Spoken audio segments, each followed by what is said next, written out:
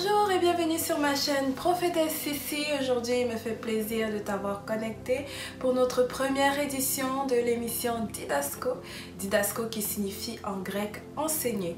Alors, tous les mardis à 18 h, heure de Montréal, on se retrouve sur ma chaîne YouTube pour cet enseignement. C'est une série d'enseignements en fait. Le thème de ce mois, c'est le prophétique. Alors, les 4 mardis de ce mois, nous allons aborder tout ce qui concerne le prophétique et ça commence dès aujourd'hui. Reste connecté.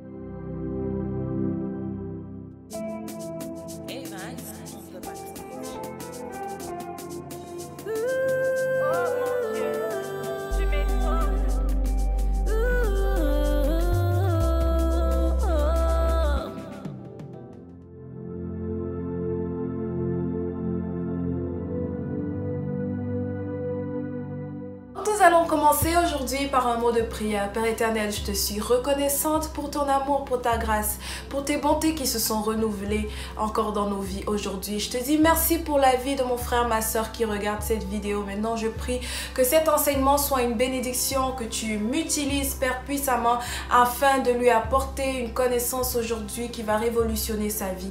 L'honneur et la gloire te reviennent au nom de Jésus. Amen. Alors si tu es bien installé, sans plus tarder, nous allons commencer. On parle du prophétique. De nos jours, tout le monde regarde, tout chrétien regarde et voit le terme prophétique. Enseignement prophétique, prédication prophétique, prophète tel, prophétesse telle. En fait, moi-même, je suis prophétesse. Mais beaucoup ne savent pas c'est quoi véritablement le prophétique. Beaucoup ne savent pas c'est quoi la prophétie. Beaucoup ne savent pas d'où ça sort et comment ça développe maintenant pour qu'aujourd'hui, aux côtés des pasteurs, aux côtés des apôtres, aux côtés des docteurs et des évangélistes, on ait des prophètes et des prophétesses. Alors, il faut savoir que le prophétique débute dans l'Ancien Testament. C'est l'un des plus, en fait, c'est le plus ancien des 5 dons ministériels. Les 5 dons ministériels étant l'apostolat, le pastorat, l'évangélique, le docteur et le prophétique. C'est les 5 dons de ministère qui ont été établis, on le verra plus tard dans Éphésiens. Donc le ministère prophétique, c'est le plus ancien qui commence sur la forme des prophètes depuis la Genèse. Depuis la Genèse, Dieu a fonctionné avec les prophètes qui avaient un rôle, une tâche particulière au niveau de la nation juive, au niveau du peuple d'Israël, qui devait conduire le peuple d'Israël dans ce que le Seigneur avait appelé avec eux. Donc aujourd'hui, pour bien comprendre en fait le rôle et le mandat du prophète, les ramifications du prophétique dans notre vie spirituelle actuelle, c'est vraiment important de comprendre d'où est-ce que le prophétique est venu et quelle en a été en fait l'évolution. Donc c'est véritablement le prophétique, le titre en fait de prophète, de prophétesse, c'est un titre qui charme beaucoup de personnes, c'est un titre que beaucoup s'approprient, mais il faut comprendre d'où est-ce que ça part pour comprendre où est-ce qu'on en est rendu et quel doit être le rôle du prophétique dans notre vie maintenant. Donc on va commencer en fait par donner quelques définitions, la première étant la définition du prophète et ensuite de la prophétie en tant que telle. Il faut savoir que dans la langue hébreuse, dans la langue, la Bible étant été écrite en hébreu, en araméen et en grec, l'Ancien Testament principalement en hébreu, il faut savoir qu'il y a plusieurs termes qui définissent une même catégorie de personnes ou d'objets de manière générale qui viennent être traduites en français par un seul terme. Donc c'est important d'aller voir dans l'hébreu qu'est-ce qui avait été écrit et qu'est-ce que ce qui avait été écrit exprimait. Lorsqu'on parle de prophétique dans la Bible, il faut savoir qu'il y a plusieurs termes, plusieurs expressions qui sont utilisés, qui se traduisent aujourd'hui dans le sens de prophète ou dans un sens connexe qui définissent en fait le ministère prophétique qui était dès l'origine dans l'Ancien Testament. Donc, il faut savoir que l'Ancien Testament a été écrit en hébreu et en araméen. Donc, dans ces mots-là, dans cette langue-là, il y a des mots particuliers qui déterminaient en fait le sens complet du prophète et de ce que le prophète fait de manière exacte. La première précision qu'il faut donner, lorsqu'on parle en fait de quelqu'un qui est un prophète, il ne s'agit pas d'une personne qui est assimilable à un devin ou à un médium. Il y avait des termes au temps de la Bible à ces différentes époques. Il y avait des termes qui qualifiaient les rôles de médium, les rôles de divin, les rôles de sorcier, en fait les rôles de mage, qui n'ont pas été utilisés pour définir le rôle du prophète. Donc on peut déjà voir, que ce soit dans l'Ancien ou dans le Nouveau Testament, qu'il y a une nuance claire que la Bible fait entre les prophètes, entre les devins, entre les divinateurs, entre les sorciers, les magiciens, qui est très différent du terme prophète. Je le dis parce qu'il y a beaucoup de personnes aujourd'hui qui assimilent la prophétie à la voyance, au fait de dire l'aventure. La prophétie et la voyance au sens ésotérique du terme n'ont rien à voir l'un avec l'autre. Et les termes qui sont utilisés pour définir le prophète et le prophétique sont très particuliers à la Bible et à ce que Dieu a voulu communiquer à notre compréhension. Donc lorsqu'on parle de prophète dans la Bible, le premier terme et le plus utilisé, c'est celui de Nabi. Nabi qui veut dire appelé, Nabi qui veut dire celui qui parle, qui balbutie, qui fait ressortir des paroles sous forme de flot. Alors, où est-ce qu'on peut retrouver ça? Entre autres, on le retrouve dans Genèse 20, le verset 7. Je vais vous lire rapidement qu'est-ce que ça dit. On dit: maintenant, rends cette femme à son mari, c'est un prophète, il priera pour que tu aies la vie sauve. On parle ici de la rencontre entre Abraham et Abimelech. Abimelech qui avait pris Sarah pour épouse, mais le Seigneur lui apparaît pour lui dire: cet homme est un prophète. Dans Exode 15, verset 20, on nous parlera de la prophétesse Myriam, mais on voit que dès le départ, Dieu ne fait exception de personne en termes de sexe au niveau du ministère prophétique. Cette femme, Myriam, la sœur de Moïse, elle était une Nabi au même titre que son frère. Le second terme, c'est celui de Hosée. Hosée qui veut dire visionnaire. On le retrouve dans Deutéronome 13, le verset 2. La Bible nous dira: un jour peut-être un prophète ou un visionnaire se manifestera parmi vous. Un visionnaire. Il faut le distinguer du prochain terme, le terme roé, roé qui signifie voyant. Visionnaire, c'est véritablement celui qui a une vision. Lorsqu'on parle de voyant, on le retrouve dans 1 Samuel 9, les versets 9 à 11. C'est Saül qui est à la recherche des ânesses et qui dit est-ce que le voyant est ici? Autrefois en Israël, lorsqu'on voulait consulter Dieu, on disait allons donc chez le voyant. En effet, celui qu'on appelle aujourd'hui prophète, on l'appelait alors voyant. Le terme roé qui signifie voyant, qui définit aussi le ministère prophétique, est une branche en fait, une façon d'opérer dans le prophétique. C'est pour ça que les prophètes avaient cette qualification-là autrefois. La Bible nous parlera également du Shalom dans Nombre 12, le verset 6.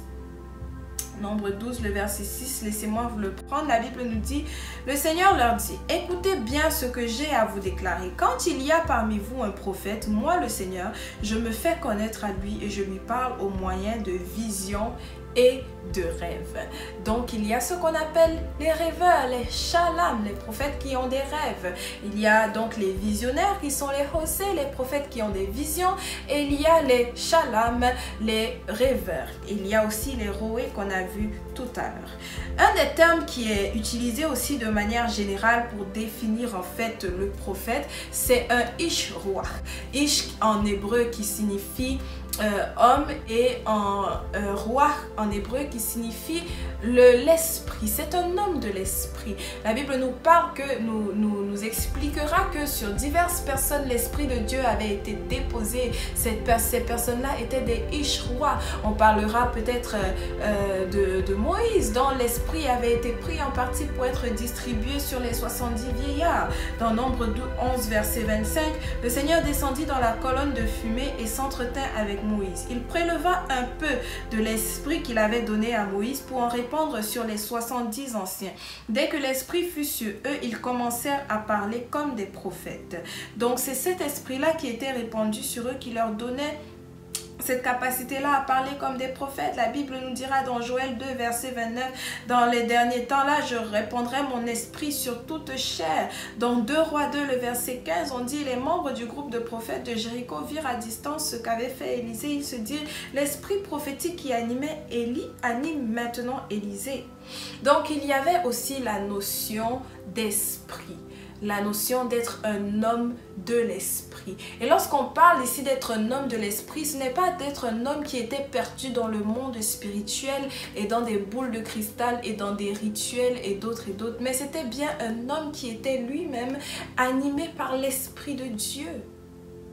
Le prophète était cette personne-là sur laquelle l'esprit de Dieu venait se reposer pour lui communiquer la pensée de Dieu.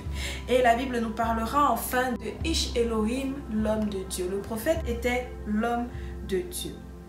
Et lorsqu'on parle de prophétie, il n'y a pas un terme en particulier que la Bible définit comme étant la prophétie. La Bible ne dit pas la prophétie, c'est telle ou telle chose. Mais lorsqu'on regarde à comment opéraient les prophètes, on arrive à définir le terme prophétique selon quelle était la conception et quelle était la pensée de Dieu par rapport à cela. Et c'est nécessaire de le définir maintenant pour que les gens puissent distinguer lorsqu'on parle de prophétie, de quoi véritablement est-ce qu'il s'agit. Alors, la première des choses que je veux faire, c'est encore une fois apporter un bémol. Parce que ce que j'essaye de faire par cet enseignement, ce n'est pas seulement de définir le ministère prophétique, mais de faire comprendre en cette saison, comment est-ce que le prophétique s'applique? Comment est-ce que le ministère prophétique s'applique? C'est ce qu'est le ministère prophétique et ce que n'est pas le ministère prophétique. Donc, ce qu'il faut dire, c'est que la prophétie n'est pas le résultat d'une manipulation humaine. La prophétie, ce n'est pas le résultat d'un ensemble d'incantations. La prophétie, ce n'est pas le résultat d'un certain nombre de rituels auxquels Dieu va venir répondre. Mais la prophétie, c'est véritablement un désir de Dieu de faire connaître à l'homme sa pensée. Et donc Dieu vient se révéler à l'homme selon sa volonté et non selon la manipulation ou les actes et les agissements humains, mais bien selon simplement ce que Dieu, lui, il veut. Alors c'est un désir qui vient de Dieu de se faire connaître à son peuple et ce n'est pas un désir qui part de l'homme. Alors la différence qu'on peut faire entre le nabi, le prophète et le mystique, le mysticisme en fait, et le mysticisme négatif, l'ésotérisme, l'occultisme, c'est que véritablement il s'agit de la volonté de Dieu qui est instantanée, qui est spontanée et qui est même des fois inopinée et non de la volonté de l'homme d'aller activer Dieu, parce que Dieu n'a pas une obligation de répondre aux agissements des hommes, mais Dieu, lui, il se fait connaître selon ce qu'il veut. Et c'était de cela qu'il s'agissait en Israël. Il s'agissait du Dieu qui voulait se faire connaître à son peuple pour avancer avec eux dans une alliance bien particulière.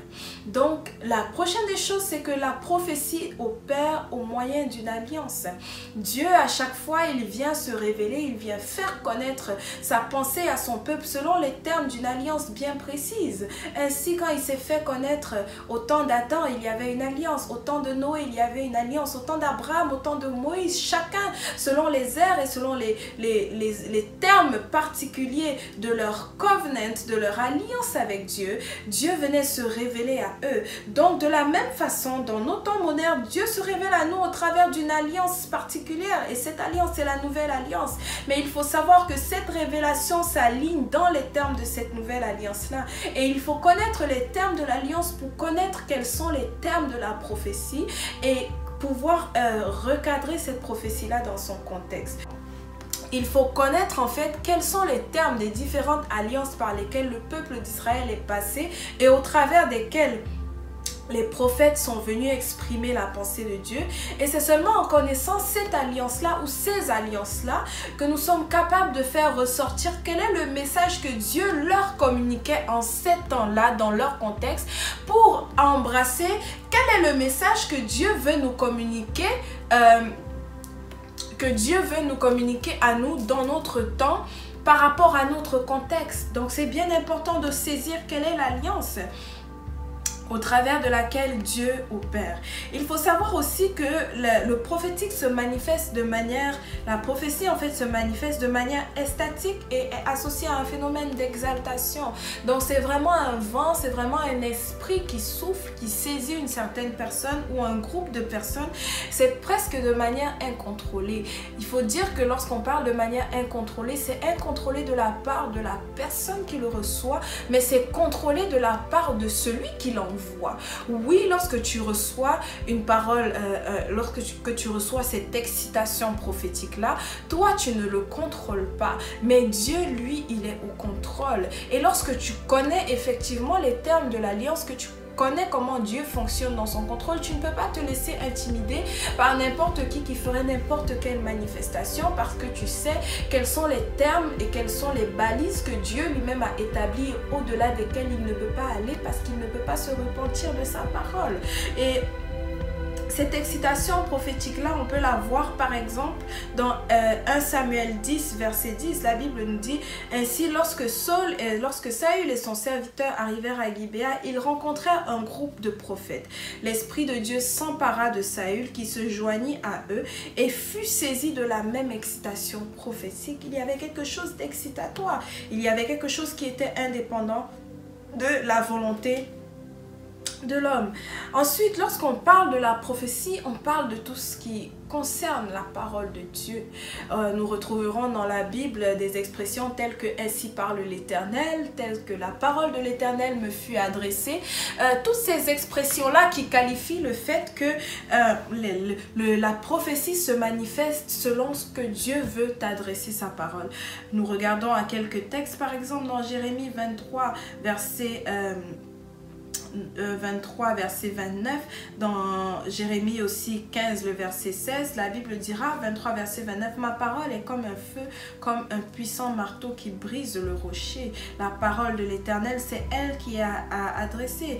Il dit, « Dès qu'il m'arrivait une parole de toi, je la dévorais, elle causait ma joie et me mettait le cœur en fête. » Dans Deutéronome aussi 18, le verset 22, la Bible nous dira « Et si un prophète annonce quelque chose au nom du Seigneur et que cela ne se réalise pas, c'est que son message ne vient pas du Seigneur. » C'est la parole du Seigneur qui est adressée à une personne, à un groupe de personnes. Et donc, il y a une emphase dès le départ sur la parole.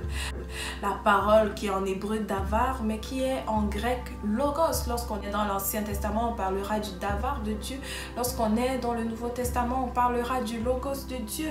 Donc, il faut savoir que la prophétie véritablement partait de cette volonté de Dieu-là de se faire connaître, de communiquer qui il est, de communiquer quelle était sa pensée. Et Dieu se manifestait au travers de cela, pour parler, pour dire, pour annoncer, pour faire connaître quel était son plan.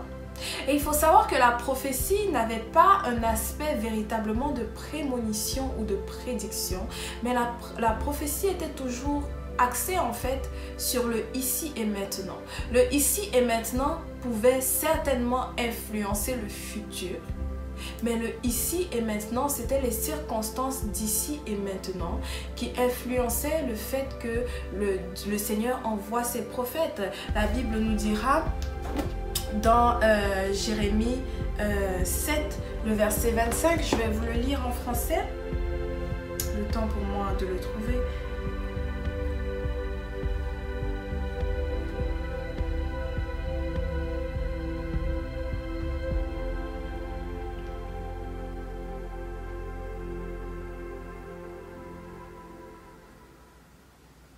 Donc la Bible nous dira, depuis que vos ancêtres sont sortis d'Égypte jusqu'à aujourd'hui, je n'ai pas cessé de vous envoyer jour après jour mes serviteurs les prophètes. On voit que les prophètes étaient envoyés jour après jour. S'il y avait simplement une préparation de prédiction ou de prémonition dans la prophétie, mais le Seigneur n'aurait pas continué à envoyer les prophètes. Les prophètes avaient un message qui était actuel. Les prophètes avaient un message qui était au jour le jour. Et lorsqu'il y avait une aspect l'aspect d'annoncer ce qui serait à venir, Dieu partait toujours de la situation actuelle pour dire regarde ce que mon peuple est en train de faire maintenant, regarde ce qui est en train de se produire maintenant, par rapport à maintenant, voilà le futur, mais si vous vous repentez, voici ce qui arrive. Donc il y avait toujours cette propension-là de maintenant, d'une parole qui est donnée pour maintenant, qui exige une action dans le maintenant. Alors le focus de la prophétie, ce n'est pas d'annoncer le futur. Il y a plusieurs personnes qui viendront, qui diront qu'est-ce que tu vois sur moi? Prophétise pour moi. Qu'est-ce que je vais faire demain? Non, le ministère prophétique, ce n'est pas un ministère de médium. Ce n'est pas un ministère de voix, je ne vais pas utiliser le terme voyant parce que le voyant au terme biblique, ça a sa place. Ce n'est pas un ministère de boule de cristal et de prédire l'avenir. Non, c'est un ministère pour le maintenant. C'est un ministère qui est supposé influencer, impacter ta vie dans le temps présent, qui est supposé t'apporter à faire un changement, à vivre un changement dans ta vie présente. Donc, quel était le rôle du prophète en Israël? Il faut dire que les prophètes en Israël, ils n'étaient pas désignés, ils n'étaient pas ordonnés, ils n'étaient pas formés de manière particulière, mais ils étaient appelés, d'où le nom Nabi. Les prophètes étaient appelés par Dieu lui-même. Alors lorsqu'on fait un traçage de qui étaient les prophètes, c'est pas comme les rois qu'on peut dire qu'ils étaient de la tribu de David ou les sacrificateurs qui étaient des Lévites. Les prophètes véritablement étaient appelés, ils pouvaient être de n'importe quelle tribu, du nord ou du sud, de n'importe quel office. Il y avait des prophètes qui étaient des sacrificateurs, il y avait d'autres qui étaient des agriculteurs, il y a d'autres, on ne sait pas d'où ils sont sortis. Donc les prophètes n'étaient simplement qu'appelés par Dieu et c'est ça qui fait leur particularité. Il faut dire que jusqu'aujourd'hui, de manière contemporaine, c'est ça qui continue à faire la difficulté du ministère prophétique, c'est que c'est Dieu qui appelle les prophètes et on ne peut pas mettre une étiquette sur le fait que parce que le prophète a fait telle étude, il est sorti prophète. La prophétie vient véritablement d'un appel de Dieu lui-même qui, maintenant que nous avons tous le Saint-Esprit, peut être confirmé par d'autres personnes, mais c'est Dieu qui appelle et Dieu lui-même fait passer son prophète par une étape de formation par laquelle il veut le faire passer pour qu'il puisse avoir sa connaissance pour opérer dans son ministère. Mais la chose que je veux souligner, c'est que les prophètes étaient toujours des personnes très instruites. Lorsqu'on regardera à Moïse, la Bible nous dira que Moïse avait été instruit dans toute la science et la connaissance des Égyptiens. Lorsqu'on regardera à Joseph, on se rendra compte qu'à son arrivée en Égypte, il est passé par certaines formations. Lorsqu'on regardera à, par exemple, Michée qui dit qu'il n'était pas un prophète ni de la maison d'un prophète, le prophète Amos je veux dire, mais il avait des connaissances, il avait des connaissances incroyables, il connaissait toute l'histoire d'Israël. Les prophètes étaient toujours des personnes qui étaient très instruites, qui avaient une grande connaissance. Donc le fait que ce soit Dieu qui t'appelle n'est pas une excuse à ce que tu puisses ne pas te former, tu puisses ne pas avoir un certain bagage. Dieu appelait des personnes qui avaient un bagage et lui-même il continuait, il complétait leur bagage qu'il avait, mais c'était lui-même qui s'assurait d'appeler. Donc on ne peut pas distinguer une catégorie particulière de personnes qui sont appelées au ministère prophétique. On ne peut pas dire c'est les femmes ou c'est les hommes, on ne peut pas dire c'est les gens de telle ou telle tribu, parce que dès le départ Dieu lui-même nous a montré qu'il y avait des prophètes, il y avait des prophétesses, il y avait des sacrificateurs, il y avait des naziréens comme Samuel qui était appelé. Naziréen, c'est quelqu'un qui était consacré, donc qui était appelé dès le bas âge. Il y a des personnes, la Bible nous parlera de Élie le Tishbite, mais on ne sait pas exactement c'est quoi Tishbite, on ne sait pas d'où il sortait. On parlera de Élisée qui était éleveur, qui a laissé tout ce qu'il avait à faire pour suivre Élie. Mais ça encore, c'était une façon de l'Éternel qui l'appelait. Donc les Lévites, ils avaient un appel sacerdotal, c'était la tribu des sacrificateurs, mais les prophètes, ils pouvaient l'avoir ou non. Ainsi, Ézéchiel, il a été appelé au ministère prophétique lorsqu'il était en train d'exercer dans le temple, mais il y a d'autres qui n'avaient pas d'exercice dans le temple en particulier.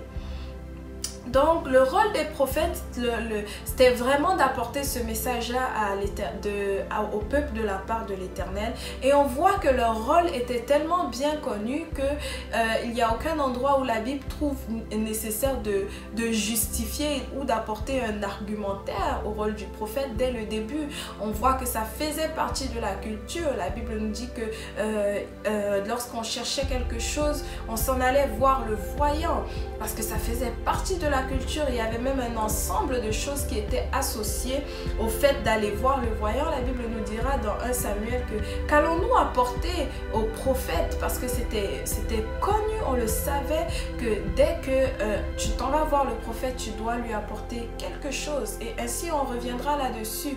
Pourquoi est-ce que c'est légitime qu'on puisse demander une offrande lorsque par exemple tu viens consulter un prophète? Est-ce que c'est légitime ou est-ce qu'il est en train de te vendre quelque chose? On reviendra dessus dans une autre vidéo complètement.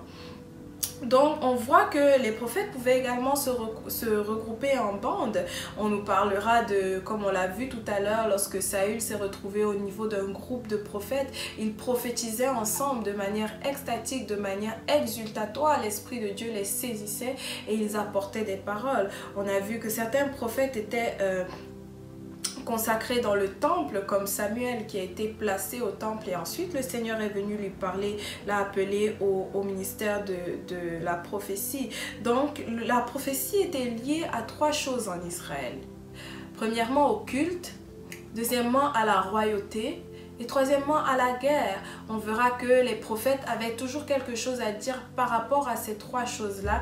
Et ils utilisaient différentes images pour pouvoir venir parler aux situations qui concernaient le culte, qui concernaient la royauté, qui concernaient la guerre. Ils avaient le rôle de oindre le roi, entre autres. Ils avaient le rôle de juge, ils avaient le rôle de guide pour le peuple, ils avaient le rôle d'intercesseur. La Bible nous parlera du rôle d'intercesseur des prophètes qui toujours avaient une prière à adresser en faveur de ceux qui étaient en train de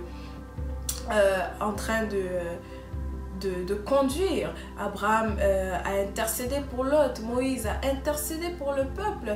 Les prophètes étaient des intercesseurs. La Bible nous parlera dans 1 roi de Shemaïa que son nom signifie celui que Dieu entend, parce qu'il était en train de s'adresser, il intercédait pour le peuple d'Israël, et à cause de son intercession, il y a une guerre qui a été arrêtée en Israël. Je ne vais pas mettre tous les versets de long en large, mais si vous avez besoin de quelques références bibliques que ce soit que vous ne trouvez pas, vous pouvez m'envoyer un message personnel ou le laisser en commentaire, il me fera plaisir de vous répondre. Donc on voit que le rôle des prophètes en Israël, c'était un rôle social, c'était un rôle qui était crucial, c'était des gens par qui Dieu passait pour communiquer avec son peuple, pour donner une instruction et pour les guider dans leur saison actuelle. Donc on voit que les rôles des prophètes étaient selon aussi leur époque.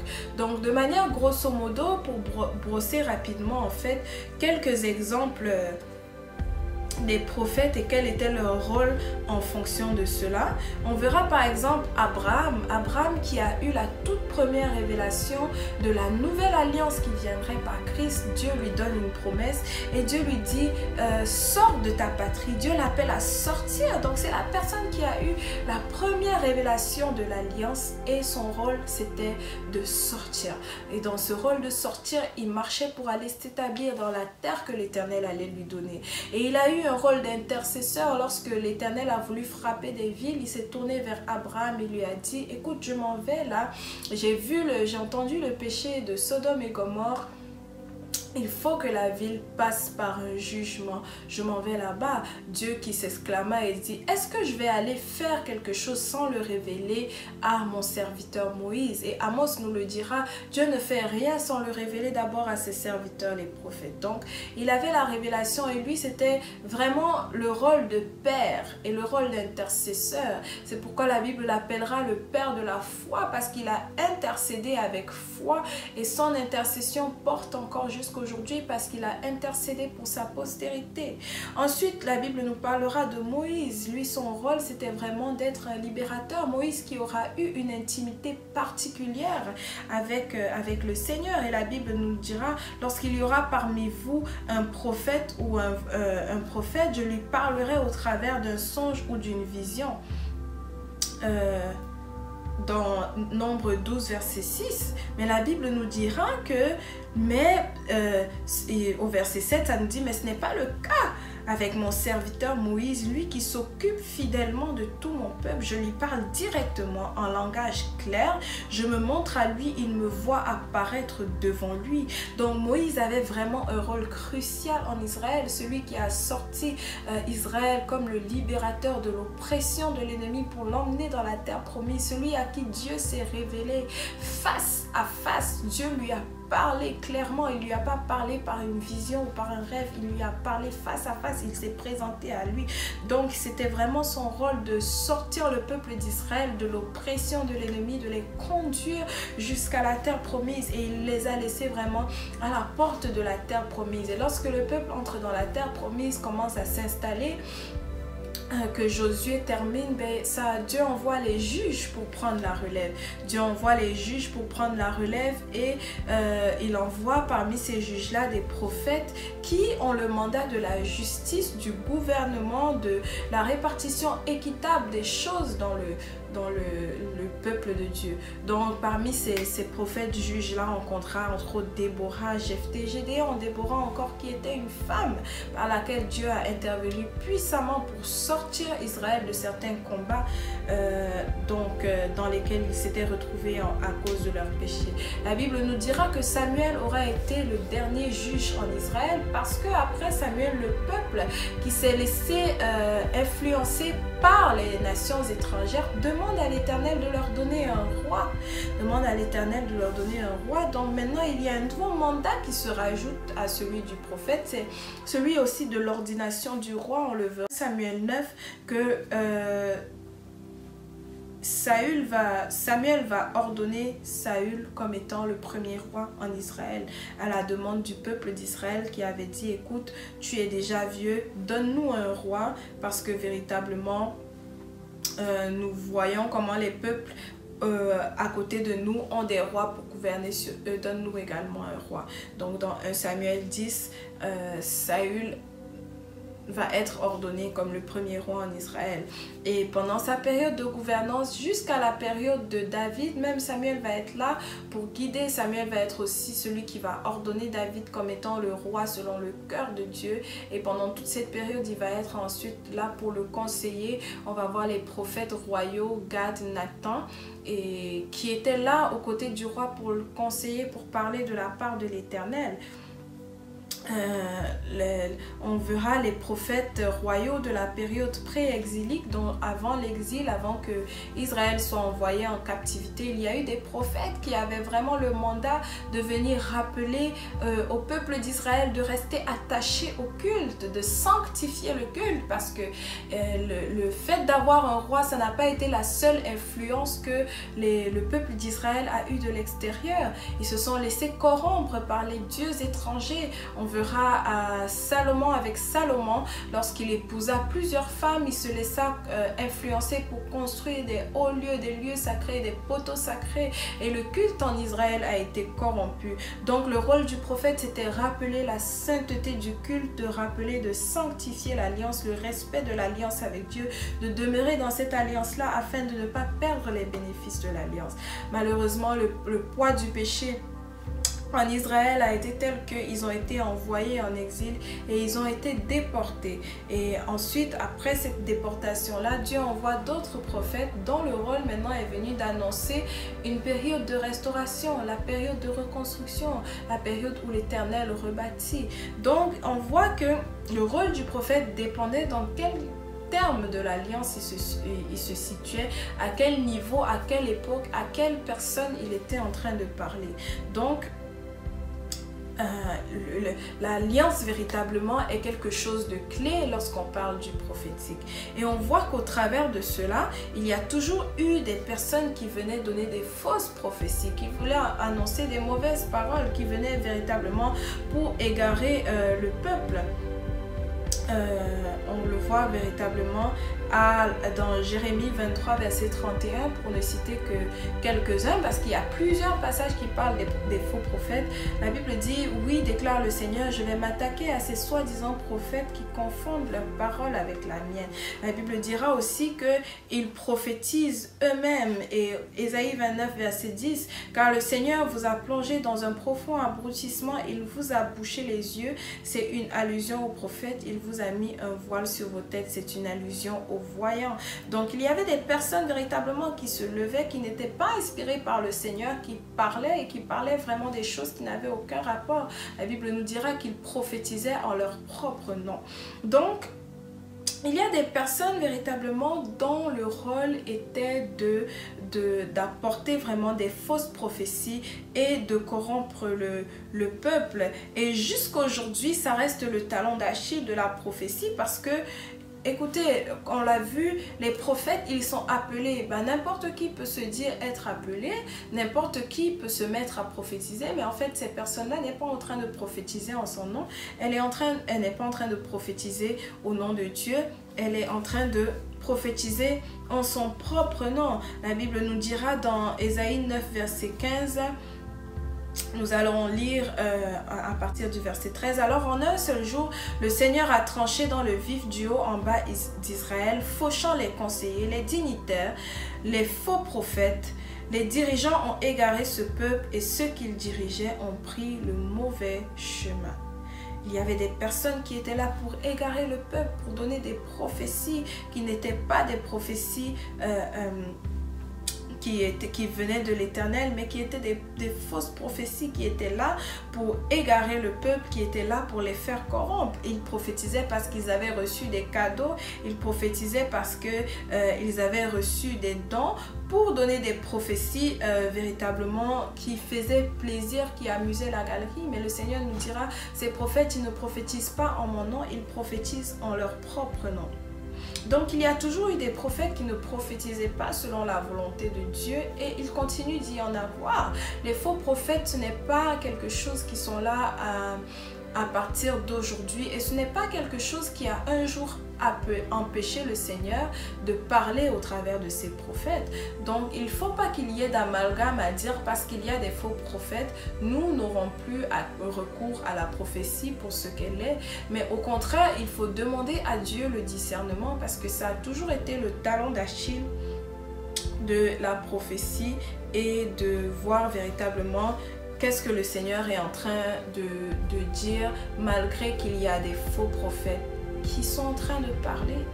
Donc c'est un peu comme ça qu'on voit la définition de prophète, de prophétie, comment les prophètes opéraient dans l'Ancien Testament. On le verra, quels étaient les quelques exemples de prophètes et comment ils ont fonctionné. Et Moïse, si on prend son exemple, c'est le prophète qui est venu, qui a guidé le peuple hors de l'Égypte. Il était là en train d'écouter la parole de Dieu.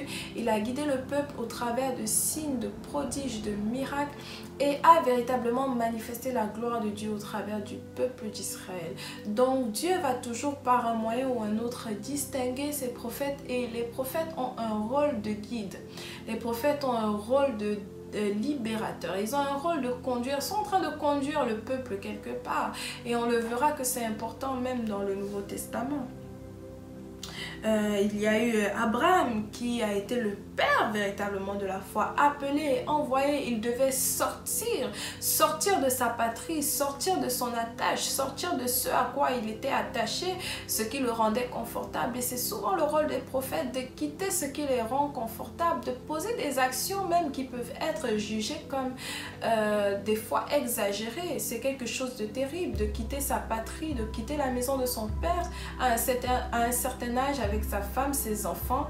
C'est un grand engagement, et c'est comme ça que l'Éternel appelle ses prophètes à poser des actes qui sont grands, qui sont incompris au niveau des hommes, mais qui ont une grosse valeur symbolique à ses yeux. On verra l'exemple de Samuel qui a servi dans la maison de l'Éternel dès son jeune âge et l'Éternel ensuite l'appelle dans le prophétique à partir de 1 Samuel 3. Il était dans la maison de l'Éternel, il servait aux côtés d'Élie, mais un jour l'Éternel décide de se manifester à lui particulièrement et il ne distingue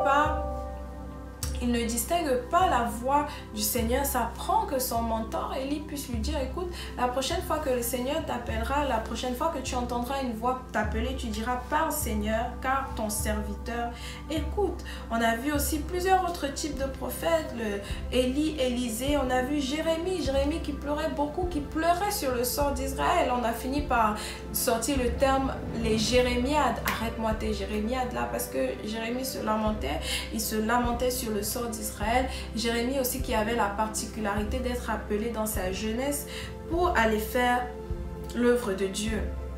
Il y a eu des prophètes qu'on appelle les prophètes scripturaires, ceux qui ont écrit Ésaïe, Jérémie, Osée, Michée, Amos.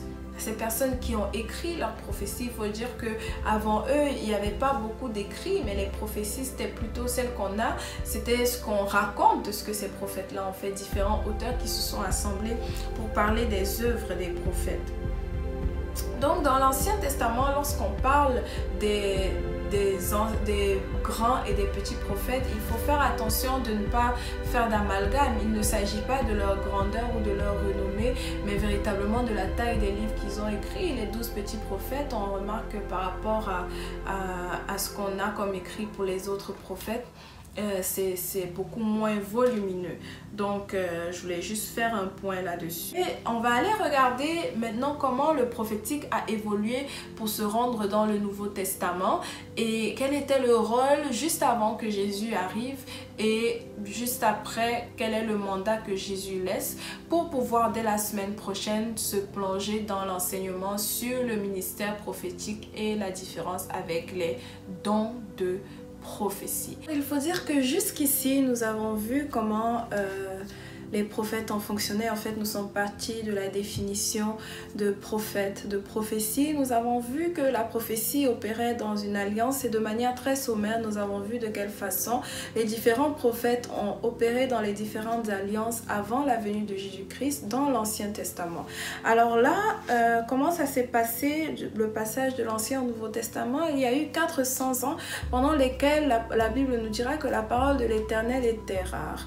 Et durant cette période-là, il n'y a pas eu particulièrement de paroles prophétiques qui ont été données. La période qui se déroule entre Malachie, qui est le dernier livre de l'Ancien Testament, et entre Matthieu, le premier livre du Nouveau Testament. Et au temps de Jésus, en fait, il se retrouve avec à peine 3 prophètes qui se retrouvent à opérer dans la même saison, dans la même époque que lui.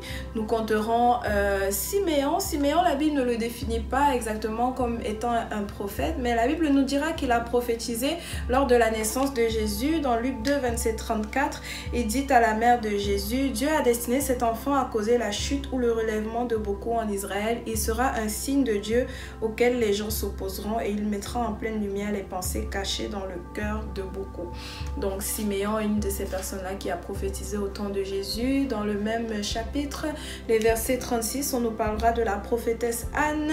Il y avait aussi une prophétesse appelée Anne qui était la fille de Pénuel de la tribu d'Asser. Elle était parvenue à l'âge de 84 ans. Je suis au verset 37. Elle ne quittait pas le temple, mais elle servait Dieu jour et nuit. Elle jeûnait et elle priait. Elle arriva à ce même moment et se mit à remercier Dieu. Donc cette prophétesse qui était là, elle servait dans le temple. Lorsque Jésus est né, elle arrive pour remercier Dieu et parler de lui parce qu'elle reconnaît en lui le Messie. Donc à la naissance de Jésus, ce sont les 2 prophètes, ou du moins la prophétesse qui était en opération dans le temple et l'homme qui a prophétisé lorsque Jésus est né. Et comme prophète contemporain de Jésus-Christ, la Bible nous parlera de Jean-Baptiste qui était la voix qui crie dans le désert, préparer le chemin qui mène à Dieu. Donc Jean-Baptiste vient être vraiment le prophète qui a opéré à la même époque que Jésus, qui est vraiment venu ouvrir la voie pour que Jésus puisse rentrer dans son ministère. Alors on quitte cela à véritablement la nouvelle alliance. On sait que la nouvelle alliance a été établie par le sang de Jésus. Donc avant que Jésus soit mort et ressuscité, on est encore en train d'opérer dans l'ancienne alliance. Après la résurrection de Jésus-Christ, la Bible nous parlera de quelques prophètes qui sont venus, et ce que je veux marquer, c'est véritablement qu'on a vu que la prophétie s'accomplissait dans une certaine alliance. Alors la nouvelle alliance vient aussi marquer un nouveau courant dans le prophétique après Jésus-Christ. Lorsque Jésus meurt et ressuscite, l'établissement de cette nouvelle alliance-là vient apporter une nouvelle saveur au prophétique, et c'est dans cette nouvelle alliance qu'on apprend qu'il y a une nuance maintenant entre le ministère prophétique et les dons de prophétie. Pourquoi? Parce que à la Pentecôte, le Saint-Esprit est descendu, s'est répandu selon la prophétie qui avait été donnée dans Joël 2, verset 29, que le Seigneur répandra son esprit sur toute chair, faisant de nos filles et de nos filles des prophètes, des rêveurs, des songeurs. Donc cette prophétie se réalise et on voit la continuité avec ce qu'on a déjà vu dans l'Ancien Testament. Les prophètes, les prophétesses qui étaient des Ish-Ruach deviennent maintenant des enfants du pneuma, le pneuma étant l'esprit. Donc on va regarder aux quelques prophètes que la Bible nous partage pour voir quels étaient ces prophètes que la Bible a spécifiquement reconnus après la Pentecôte. On nous parlera de de Silas et Agabus qui étaient eux-mêmes des prophètes, et également des filles de Philippe dans la Bible qui ont prophétisé, qui ont été reconnues véritablement pour le ministère prophétique. Donc à partir de la semaine prochaine, on discute de quelle est la différence entre le ministère prophétique et les dons de prophétie. On va voir par rapport au ministère prophétique la continuité avec ce qu'on a déjà vu par rapport à l'Ancien Testament, et par rapport aux dons de prophétie, la nouveauté qui arrive avec le don du Saint-Esprit. Donc ne manquez pas de vous connecter sur ma chaîne mardi prochain à 18 h. On continue cet enseignement. Également la semaine prochaine, la première édition de Tabou, cette émission pour discuter des sujets tabous de l'Église. La semaine prochaine, on commence avec un sujet très chaud, les pratiques sexuelles dans le mariage, le jeudi à 18 h. Le 12. Donc au plaisir de vous revoir. J'espère que vous avez été bénis par cet enseignement. Partagez-le afin que plusieurs soient bénis et que plusieurs soient édifiés sur le ministère prophétique. Nous savons que nous sommes dans un temps prophétique et les gens ont besoin de savoir véritablement qu'est-ce que le ministère prophétique et qu'est-ce qu'il n'est pas, afin de ne plus se laisser tomber dans la fausseté. Que Dieu vous bénisse, prophétesse Sissi. On se voit la semaine prochaine.